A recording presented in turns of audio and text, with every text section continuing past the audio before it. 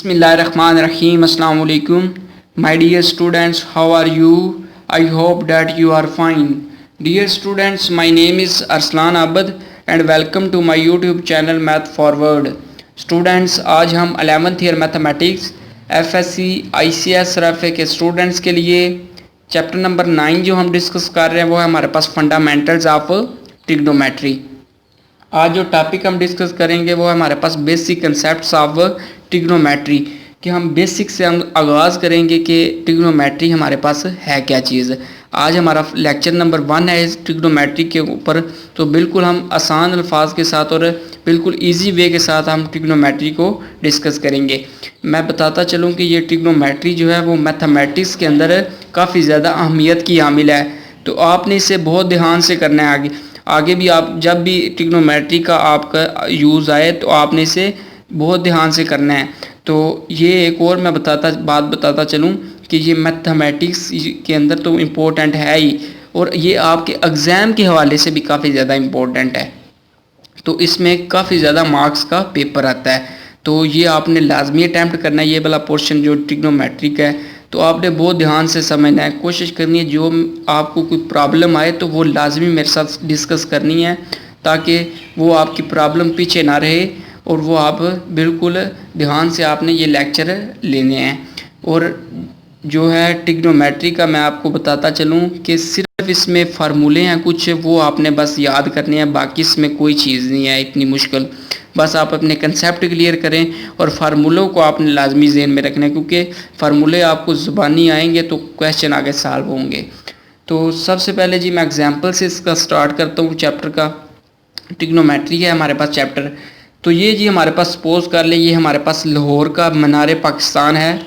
Suppose कर लें ये हमारे पास लाहौर का मीनार पाकिस्तान, यहाँ पर एक शख्स बैठा है वो इसे देख रहा है। कुछ फासले पे एक शख्स है, ये एक शख्स है वो इसे ऑब्ज़र्व कर रहा है या इसके कुछ फासले पर बैठा हुआ है। सपोज कर लें ये भी एक शख्स है, तो ये कुछ फासले पर बैठा हुआ है मीनार पाकिस्तान से। तो मैं अगर उसे कहूँ कि वो इसकी हाइट फाइंड करे विदाउट मेजर किए, ये इसकी हाइट है, हाइट मैं कह लेता हूँ h है। मैं अगर उसे कहूँ कि विदाउट मेजर किए वो इसकी हाइट फाइंड करे कि इसकी हाइट क्या है, तो वो हाइट तो फाइंड कर लेगा। वो जिस टेक्निक को यूज़ करेगा वो हमारे पास क्या है, ट्रिग्नोमेट्री। यानी मैं अगर उसे कहूँ कि विदाउट मेजर किए कोई इंस्ट्रूमेंट यूज़ किए बिना वो इसकी हाइट फाइंड करे, तो वो जिस टेक्निक को यूज़ करके वो इसकी हाइट फाइंड करेगा ना, तो वो हमारे पास क्या है, ट्रिग्नोमेट्रिक है। तो ये जी हमारे पास ये वाली हाइट है वो इसने फाइंड करनी, तो वो जिस टेक्निक से यूज़ करेगा वो ही हमारे पास क्या है, ट्रिग्नोमेट्री है। ये आ गई जी ट्रिग्नोमेट्री। तो ये जी हमारे पास इस तरह ना एक राइट एंगल ट्राइंगल बनती है। इधर सपोज करें ये शख्स था इधर, तो ये जी हमारे पास एक राइट एंगल ट्राइंगल आ गई। तो ये जिस राइट एंगल ट्राइंगल वो होती है, मैंने बताया था कि जिसमें एक एंगल हमारे पास क्या आता है, 90 यानी परपेंडिकुलर होता है। तो ये आगे जब हम फार्मूले ड्राइव करेंगे तो आगे इसका हम लाजमी इसी राइट एंगल ट्राइंगल से फार्मूले आगे ड्राइव करेंगे, आगे इसका यूज़ है। तो ये हमारा मैं थोड़ा सा बेसिक आपको बताना था ट्रिग्नोमेट्री का, वो मैंने एग्जाम्पल की मदद से आपको बताया है कि ट्रिग्नोमेट्री का हम क्या यूज़ है इसका, तो ये मैंने आपको बताया है। आगे ट्रिग्नोमेट्री जो वर्ड है वो हमारे पास बताता चलूँ मैं आपको, 3 ग्रीक वर्ड्स से मिलकर बना है। वो 3 ग्रीक वर्ड्स कौन से हैं? सबसे पहला वर्ड है हमारे पास ट्राई, तो दूसरा है गोनी, तीसरा है हमारे पास मेट्रोन, METRON, मेट्रोन। अब मैं इसका ये तो हमारे पास आ गया ग्रीक वर्ड्स, इधर मैं ऊपर लिख देता हूँ, ये हमारे पास क्या है, Greek words, Greek words. Greek का मतलब है हमारे पास यूनानी, यूनानी है हमारे पास इसका मतलब है। तो ट्राई का मतलब आ गया हमारे पास 3, गोनी का मतलब है एंगल्स, मेट्रोन का मतलब है मेजरमेंट, ट्राई का मतलब आ गया 3, गोनी का मतलब आ गया एंगल्स, मेट्रोन का मतलब है मेजरमेंट। ये जो तीनों वर्ड्स लिखे गए हैं ये हमारे पास क्या है, ग्रीक वर्ड्स यानी यूनानी अल्फाज हैं। तो ये आगे हमने इसका इंग्लिश में मतलब बताया, यानी ट्राई का मतलब 3 आ गया, गोनी का मतलब आ गया एंगल्स, और मेट्रोन का मतलब है मेजरमेंट। अगर हम इसे कंबाइन, अगर इसे बयान करें तो ये हमारे पास क्या बनता है, यानी अगर हम इसे कंबाइन करके लिखे तो ये हमारे पास आ गया 3 एंगल्स की मेजरमेंट, यानी मेजरमेंट ऑफ, इधर लिखते हैं ट्रिग्नोमेट्री आ गया, मेट्री हमारे पास क्या आ गया जी, मेजरमेंट ऑफ 3 एंगल्स।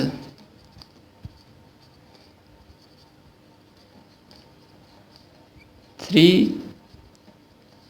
एंगल्स।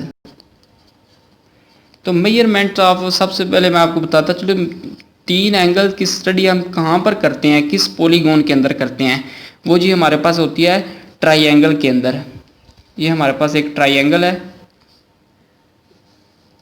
यानी 3 एंगल से मुराद ये है 3 जाविये। उर्दू में मैं बताऊं तो ये हमारे पास क्या आता है, 3 जाविये। तो ये जी हमारे पास इसके 3 जाविये हैं, जो हमारे पास ट्राइएंगल होती है वो उसके हमारे पास क्या आते हैं, 3 जाविये होते हैं। ये हमारे पास आ गई ट्राइएंगल, तो हम इसे ये भी लिख सकते हैं, ये हमारे पास क्या है, मेजरमेंट ऑफ ट्राइएंगल।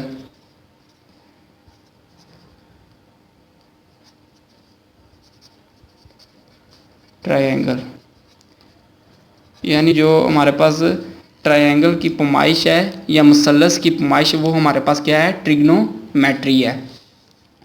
तो आगे मैं बताता चलूँ कि ये हमारे पास एक वर्ड हमने यहाँ पर यूज़ किया है एंगल का। एंगल का मैं बताता चलूँ कि उसका ट्रिग्नोमेट्री के अंदर क्या रोल है। तो मैं सबसे पहले जी एंगल की डेफिनेशन बताता हूँ कि एंगल की डेफिनेशन क्या है।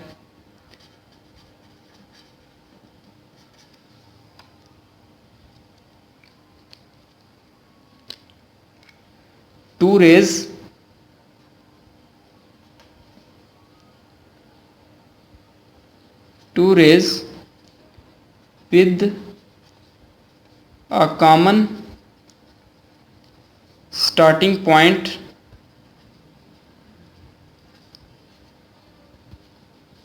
form an angle। यानी कहता है कि हमारे पास 2 रेज, रेज से मुराद है हमारे पास लाइन, यानी 2 lines with the common starting point, वो जो एक पॉइंट से स्टार्ट हो रही हैं फॉर्म एन एंगल। कहता है जी 2 रेज हैं यानी 2 लाइंस हैं, वो स्टार्ट हो रही हैं सेम कॉमन, कॉमन का मतलब है एक ही, यानी एक पॉइंट से स्टार्ट हो रही हैं फॉर्म एन एंगल। यानी ये हमारे पास एक रे 1 है, ये एक रे 1 है, इसे हम कहते हैं इनिशियल लाइन, या इनिशियल साइड भी बोल लें या इनिशियल लाइन भी बोल लें। तो हम इसे लिखते हैं इनिशियल लाइन, यानी फर्स्ट लाइन हमारे पास है। तो ये जी इधर ये वाला पॉइंट है, हम इसे कहेंगे कॉमन पॉइंट, ठीक है। इधर से ये स्टार्ट हो रही है और जो दूसरी है वो भी यहाँ से स्टार्ट हो रही है, ये जी हमने यहाँ पर वो भी ड्रा कर दिया। कहता जी 2 रेज, एक ये रे है और एक ये रे है, इसे हम कहेंगे टर्मिनेटिंग लाइन, यानी एक इनिशियल लाइन और ये टर्मिनेटिंग लाइन, और ये जो पॉइंट है ये हमारे पास क्या आ जाएगा, common point. 2 rays with the common starting point, common starting point से 2 रेज निकल रही हैं, एक ये वाली है इनिशियल लाइन और एक टर्मिनेटिंग लाइन वाली 2 रेज निकल रही हैं। तो फॉर्म एन एंगल, ये हमारे पास क्या बनाती हैं, एंगल बनाती है। ये जो हमारे पास ये बना है वो हमारे पास क्या है, एंगल बना है। ये जो मेजरमेंट बनी है वो हमारे पास क्या है, एंगल है। तो एंगल को मैं बताता चलूँ कि हम ग्रीक वर्ड से हम डिनोट करते हैं, जिस तरह हमारे पास उर्दू के हरूफ तहज्जी हैं, अलिफ बे पे ते, इस तरह आगे चलते जाते हैं, या इंग्लिश के अंदर ABCD अल्फ़ाबेट्स हैं, तो इस तरह ग्रीक लेटर्स भी हमारे पास वो हैं alpha, beta, gamma, delta, theta, phi and up to so on psi, इस तरह चलते जाते हैं। यहाँ पर हम एंगल को हम इनमें से कोई भी एक सपोज करके हम अभी थीटा यूज़ कर सकते हैं, अल्फ़ा यूज़ कर सकते हैं, बीटा यूज़ कर सकते हैं, गैमा कोई भी यूज़ कर सकते हैं। तो हम यहाँ पर यूज़ करेंगे जी थीटा। तो यहाँ पर हमने यूज़ किया एक ग्रीक वर्ड, हमने थीटा यूज़ किया है। तो हम इसे एंगल को हम थीटा से हमने डिनोट कर दिया है। तो ये जी आप एक एंगल का ये वाला कंसेप्ट बताया था। एक और मैं आपको कंसेप्ट इसका बताता चलता हूँ कि ये हमारे पास एक पॉइंट है, पॉइंट से आप एक लाइन ड्रा करें। आप जितनी मर्जी एक पॉइंट से जितनी मर्जी लंबी लाइन ड्रा कर सकते हैं, ये आपकी अपनी चॉइस है। तो हमने इतनी लाइन ड्रा की है, तो सपोज कर लें वो जो हमने लाइन ड्रा की है वो ये है। आप इस जो ये वाली ब्लैक बॉल पॉइंट है, आप इसे समझिए कि ये हमारे पास क्या है, एक लाइन जो हमने ड्रा की है। अगर मैं कहूँ कि इसे थोड़ा सा मैं रोटेट करूँ, या आपने थोड़ा सा इसे रोटेट करवाना है, हम सपोज कर लें हमने इसे इतना रोटेट करवाया है, ये जी इतना रोटेट, चाहे और ज़्यादा कर लें, इतना कर लें, तो ये जी हमने इसे रोटेट करवाया, तो वो हमारे पास इधर ना आ जाएगी। सपोज करें जी वो हमारे पास इधर आ गई, ये जो हमने रोटेट किया है, सपोज करें वो हमारे पास इधर आ गई। वो जो रोटेशन हुई है इधर से लेकर इतनी, उसके दरमियान जो मेजरमेंट है वो हमारे पास क्या है, एंगल है। वो भी हमारे पास क्या है, एंगल है। तो हम इसे भी थीटा कहेंगे। यानी ये एक पॉइंट लाइन थी हमारे पास, हमने उसे थोड़ा सा रोटेट किया, ठीक है, तो उसके दरमियान जो मेजरमेंट हुई है, या रोटेशन के दौरान जो हमारे पास मेजरमेंट हुई है वो हमारे पास क्या है, थीटा। यानी हमारे पास वो है, हमारे पास क्या है, एंगल है हमारा। यानी रोटेशन जो हुई है उसके दरमियान वो हमारे पास क्या है, एंगल है। तो ये जी एंगल का मैंने दोनों वे से आपको कंसेप्ट बता दिया है। ये जी मैं इधर लिख देता हूँ, ये फर्स्ट वे है, इधर मैं लिख देता हूँ ये हमारे पास फर्स्ट वे है, और ये वाला सेकंड वे है एंगल को डिफाइन करने का। तो आप जो आपको बेहतर लगता है आप वो ही इस्तेमाल कर सकते हैं। तो ये वाला मैंने आपको बता दिया एंगल का भी। आगे मैं बताता चलता हूँ इसका थोड़ा सा मज़ीद आगे इसका यूज़ हुआ है, क्लॉकवाइज और एंटी क्लॉकवाइज का भी कंसेप्ट इसके अंदर है, वो भी मैं आपको बता देता हूँ कि वो बेसिकली क्या है। तो ये जी एक वर्ड है हमारे पास क्लॉकवाइज, क्लॉकवाइज एक वर्ड है हमारे पास एंटी क्लॉकवाइज।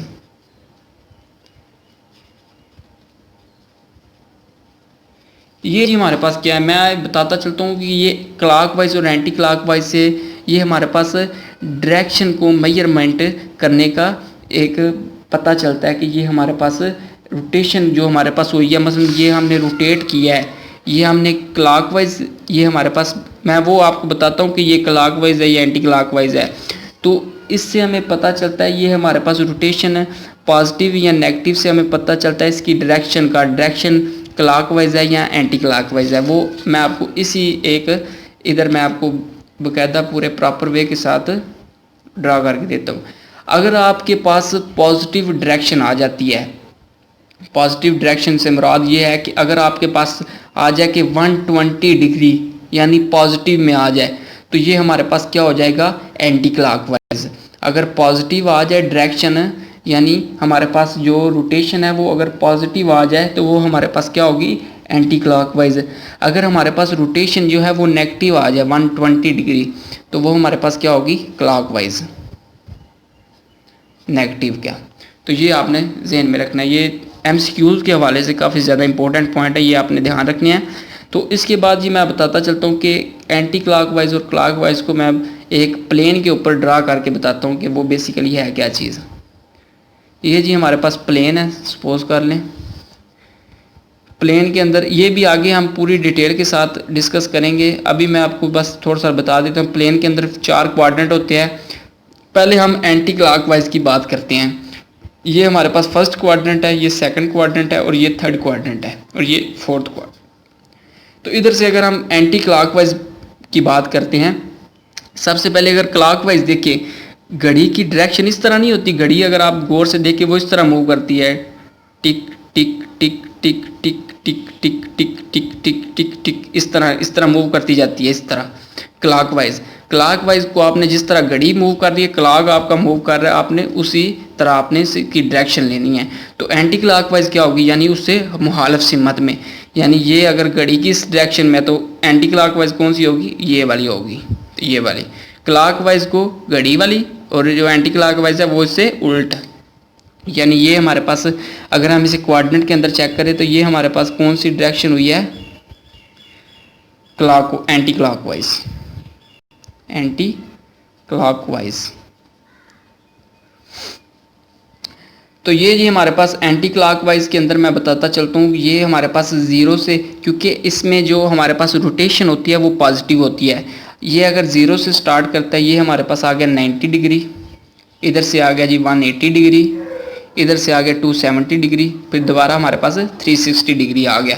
तो ये हमारे पास रोटेशन जो है वो पॉजिटिव आएगा। अगर हम इधर से चेक करें कि 120 डिग्री है, तो 120 डिग्री किस क्वाड्रेंट के अंदर लाई कर रहा है, तो वो हम बता सकते हैं कि हमारे पास सेकंड क्वाड्रेंट के अंदर लाई कर रहा है, क्योंकि 90 और 180 के दरमियान ही 120 आना है, तो ये सेकंड क्वाड्रेंट के अंदर लाई कर रहा है। तो इससे ये पॉजिटिव या नेगेटिव से हमें पता चलेगा ये हमारे पास डायरेक्शन इसकी क्या है। तो ये हम इसकी डायरेक्शन बता सकते हैं, ये हमारे पास इसकी क्या है डायरेक्शन, क्लॉकवाइज। यानी अगर पॉजिटिव आएगा तो एंटी क्लॉकवाइज, अगर नेगेटिव आएगा तो क्लॉकवाइज। अगर हाँ इधर हम आगे बात करते हैं एंटी क्लॉकवाइज की, ये जी क्लॉकवाइज की बात करते हैं। ऊपर हमने एंटी क्लॉकवाइज की बात की है, इधर जी एंटी क्लॉकवाइज की बात करते हैं। इधर साथ मेंशन कर दें कि ये आ गया हमारे पास एंटी क्लॉकवाइज और इधर से आ गया जी क्लॉकवाइज। ये अब जी घड़ी वाली डायरेक्शन आ गई है। इधर से हम किस तरह मूव करेंगे जी, इस तरह।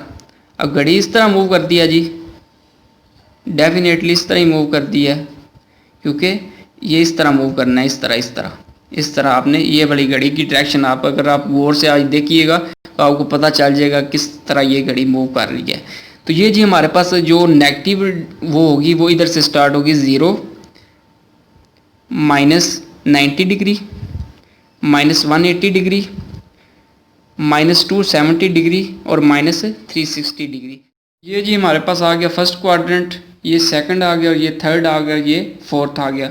नेगेटिव साइन सिर्फ हमें क्या बताएगा, रोटेशन जो हमने की है वो उसकी सिर्फ डायरेक्शन बताएगा, सिर्फ नेगेटिव का यही काम है। मसलन मैं अगर कहूँ कि -120 किस क्वाड्रेंट के अंदर लाई कर रहा है, तो इधर आप अगर देखें कि 0 से -90 डिग्री है और -120 इस क्वाड्रेंट यानी थर्ड क्वाड्रेंट के अंदर लाई कर रहा है। तो लिहाजा क्वाड्रेंट वही रहेंगे, ये फर्स्ट, सेकंड, थर्ड और फोर्थ। सिर्फ हमारे पास डायरेक्शन क्या हो गई है, चेंज हो गई है, सिर्फ रोटेशन जो है वो हमारे पास चेंज हुई है। तो जब भी हमारे पास क्लॉकवाइज आएगा तो हमारे पास नेगेटिव आएगी डायरेक्शन, अगर एंटी क्लॉकवाइज हुआ तो पॉजिटिव डायरेक्शन आएगी। ये मैंने एग्जांपल की मदद से आपको बता दिया है। तो अगर आपको वीडियो अच्छी लगती है, वीडियो को लाइक कीजिए, इसे दोस्तों के साथ ज़्यादा से ज़्यादा शेयर कीजिए। इसी दुआ के साथ मुझे दीजिए इजाज़त। अपना बहुत सारा ख्याल रखिएगा, दुआओं में याद रखिएगा। अस्सलाम वालेकुम।